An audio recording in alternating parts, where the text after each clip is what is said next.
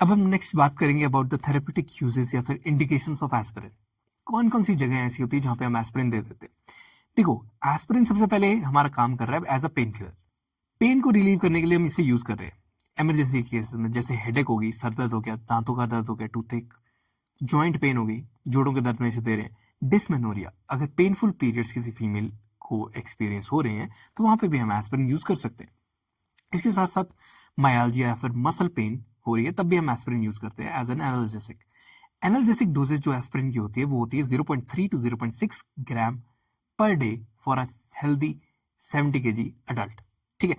Analgesic के बाद इसका एक्शन होता है एज एंटीपायरेटिक। ये इन्फ्लामेटरी फीवर जो होता है उसको कंट्रोल करने के लिए भी यूज होता है, चाहे फीवर और किसी भी ओरिजिन का हो।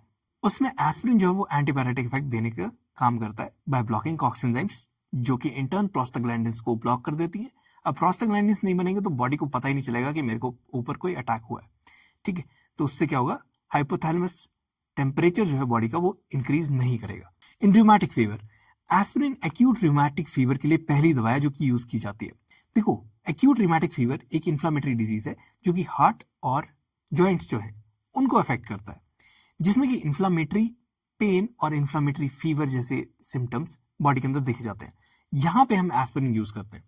इन रूमेटॉइड आर्थराइटिस एंड ऑस्टियोआर्थराइटिस, देखो रूमेटॉइड आर्थराइटिस एक ऑटोइम्यून डिजीज है ऑफ द जॉइंट्स, और ऑस्टियोआर्थराइटिस जो है वो जॉइंट्स के जो कार्टिलेज होते हैं उनका डैमेज जब हो जाता है बाय दिस ऑटोइम्यून डिजीज, वो ऑस्टियोआर्थराइटिस कहलाता है। अब इन दोनों की पेन जो है वो एस्पिरिन रिड्यूस करने में कारगर है। इसके बाद आती है बात इन मायोकार्डियल इन्फ्रैक्शन और stroke.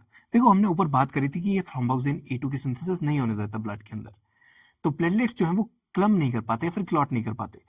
In pregnancy, aspirin pregnant women में लेबर को डिले कर देगा। अगर लेबर को डिले करेगा तो लेबर के साथ साथ जो प्रेगनेंसी इंड्यूस हाइपरटेंशन है उसकी ट्रीटमेंट में भी ये हेल्पफुल रहता है।